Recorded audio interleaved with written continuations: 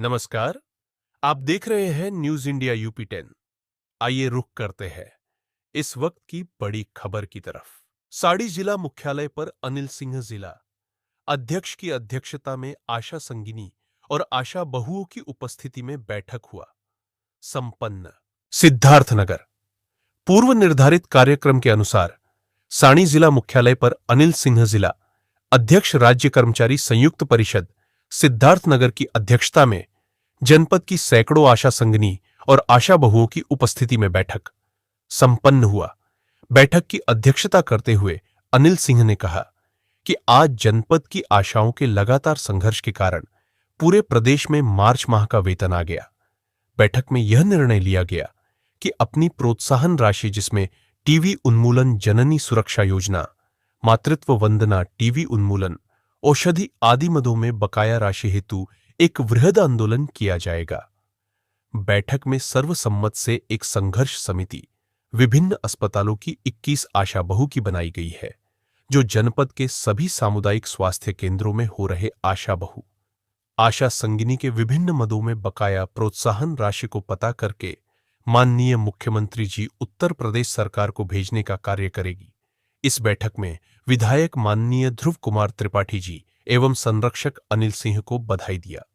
बैठक में pension association के जिला अध्यक्ष अवधेश यादव, उत्तर प्रदेश लेखपाल संघ के जिला अध्यक्ष अजय गुप्ता, चतुर्थ श्रेणी कर्मचारी संघ के अध्यक्ष राम मुहूर्त, जिला मंत्री विनय सिंह, डुमरियागंज ब्लॉक के अध्यक्ष राजश्री मंत्री नेहा पांडे, खूनिया ब्लॉक के अध्यक्ष छाया त्रिपाठी, मंत्री साधना चौधरी, बासी ब्लॉक की अध्यक्ष विनीता मिश्रा, मंत्री लक्ष्मी देवी बर्डपुर आदि सैकड़ों की संख्या में उपस्थित रही। आशा संगिनी का अधिवेशन है और अधिवेशन को लेकर आप क्या कहेंगे? आज आशा बहु, आशा संगिनी, स्वास्थ्य कार्यकर्ती वेलफेयर एसोसिएशन जनपद शाखा सिद्धार्थनगर का अधिवेशन हो रहा है। मैं आपके चैनल के माध्यम से बताना चाहता हूं कि आज आपने देखा अभी कुछ दिन पूर्व तक आशाओं का मार्च महीने का प्रोत्साहन राशि जनपद के अधिकारियों द्वारा यह कहकर कि बजट नहीं आया है, 5 महीना बीत गया था, उनको नहीं मिला था। दूसरे तरफ टीबीआई का पैसा, जननी सुरक्षा योजना का पैसा, मातृत्व वंदना का पैसा, टीबी उन्मूलन का पैसा, जिसके लिए कई बार, क्योंकि मैं राज्य कर्मचारी संयुक्त परिषद का जिला अध्यक्ष हूं और आशा बहु वेलफेयर एसोसिएशन का मैं संरक्षक हूं, मैंने जनपद के सभी अधिकारियों से इस बात को कहा कि चाहे वो जननी सुरक्षा योजना का पैसा हो, चाहे मार्च महीने का पैसा हो, टीबीआई का पैसा हो, टीबी उन्मूलन का पैसा हो, प्रधानमंत्री मातृत्व वंदना योजना का पैसा हो, नसबंदी का पैसा हो, उसको आप दीजिए। न देने से आशाओं को तो आर्थिक संकट का सामना करना ही पड़ रहा है, लेकिन क्षेत्र में सरकार की भी छवि धूमिल हो रही है। और आज स्थिति यह है, मैं आपको बताऊं कि जब 31 तारीख को धरना हुआ और 31 तारीख के धरने में सैकड़ों आशा बहु और आशा संगिनियों ने कलेक्ट्रेट में माननीय मुख्यमंत्री जी को इसलिए ज्ञापन देना चाहा कि जब यहां का अधिकारी ये कह रहा कि बजट सरकार द्वारा नहीं दिया जा रहा, तो यह हुआ कि इसको चल के हम लोग मुख्यमंत्री जी को बतावें।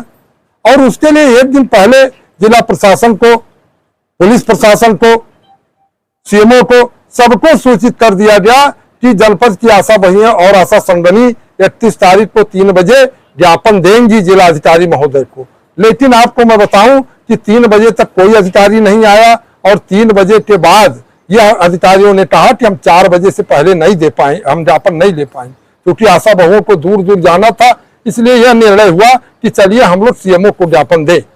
और अभी हम रोड पर पहुंचे ही थे, तब तक पुलिस की जो वहां ड्यूटी लगी थी उन्होंने ये कहा कि आइए और आपका ज्ञापन लेने वाला कोई चला आया।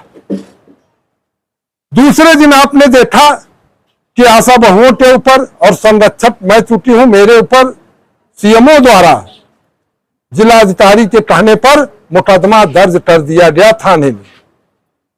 अब आप सोचिए, यह कहा गया कि स्वास्थ्य विभाग की छवि धूमिल हो रही, सरकार की छवि धूमिल हो रही, उसकी कोई चिंता नहीं है। स्वास्थ्य विभाग में सबसे कम मानदेय पाने वाली आशा बहुओं को पैसा नहीं दिया जा रहा है, उसके लिए छवि धूमिल नहीं हो रही है।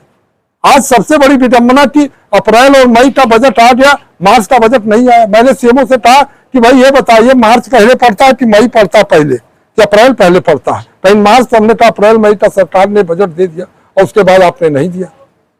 इसके बाद आपने देखा सैकड़ों की संख्या में आशाएं मंदिर में गई, जहां पर मुख्यमंत्री जी को भी ज्ञापन दिया गया। और ज्ञापन देने के बाद ही मार्च महीने का बजट आ गया। अब आप सोचिए, मार्च महीने का बजट आ गया और आशाओं के खाते में 3-3, 4-4 हजार रुपए चले गए। राज्यांश का पैसा जो रुका हुआ था वो चला गया। अब मैं आपके चैनल के माध्यम से मैं जनपद के अधिकारियों से पूछना चाहता हूं कि आज तक बजट नहीं था, यदि उन्होंने ज्ञापन दिया और धरना दिया तो उसके बाद बजट आया, तो निश्चित रूप से कहीं ना कहीं उन्होंने यदि अपने हक के लिए आवाज उठाया तो या तो नाजायज नहीं है। और उसके बाद दूसरी तरफ अभी आपने देखा समाजवादी पार्टी के लोगों ने 1 घंटे तक रास्ता जाम किया था, लेकिन उनके ऊपर कोई मुकदमा नहीं किया गया, न पुलिस प्रशासन द्वारा न जिला प्रशासन द्वारा। तो इससे क्या माना जाए? इससे यह निश्चित रूप से माना जा सकता है कि जहां यदि कोई अपने हक की आवाज उठाता है तो कहीं ना कहीं जिले के अधिकारी इन आशा बहुओं का जो पैसा सरकार देती है उसमें बंदर बांट कर रहे हैं। इसलिए सारा प्रशासन एक होकर मेरे ऊपर और आशा बहुओं के ऊपर मुकदमा दर्ज करा दिया। तो ये कहीं ना कहीं इस जनपद में अन्याय हो रहा है। आज चूंकि टीम गठित है, आपने देखा कि हमारे सम्मानित शिक्षक विधायक माननीय ध्रुव कुमार त्रिपाठी जी ने विधानसभा में भी इस बात को उठाया और उस बात को उठाने के बाद आज स्थिति यह है कि सारे क्लेम आशाओं को देने की तैयारी हो रही है। और कहीं न कहीं इसीलिए आज ये आवश्यकता पड़ी कि जो जांच टीम गठित हो रही है प्रदेश में इन बजटों की जांच के लिए, तो एक टीम हम बना लें जो अपनी बात को उन जांच टीम के सामने कहे। आज उसी के क्रम में जितने ब्लॉक के पदाधिकारी थे उन्हीं को बुलाया गया है, जिले के पदाधिकारियों को और लोगों को नहीं बुलाया गया है। आज ये कार्यक्रम होने के बाद इसकी कॉपी जिलाधिकारी से लेकर माननीय मुख्यमंत्री जी तक भेजी जाएगी। और मैं आपके चैनल के माध्यम से बताना चाहता हूं कि आशाओं का यदि समय रहते हुए सारा क्लेम नहीं दे दिया गया तो निश्चित रूप से एक बहुत बड़ा आंदोलन होगा, जिसके जिम्मेदार यहाँ के अधिकारी होंगे। और निश्चित रूप से मैं माननीय मुख्यमंत्री जी के लिए भी एक संदेश कहना चाहता हूं कि माननीय मुख्यमंत्री जी, अगर ये जितने लोग आप धरने में गए थे या ज्ञापन देने, वो सब आपके अपने थे, उनके ऊपर मुकदमा दर्ज हुआ, लेकिन वही पार्टी के लोगों ने आधा घंटा धरना प्रदर्शन किया, रास्ता रोका, लेकिन उनके ऊपर कोई मुकदमा दर्ज नहीं हुआ। तो इसलिए इस प्रकरण की पूरी न्यायिक जांच होकर इसमें जो भी दोषी पाए जाएं उनको कड़ी से कड़ी सजा दे।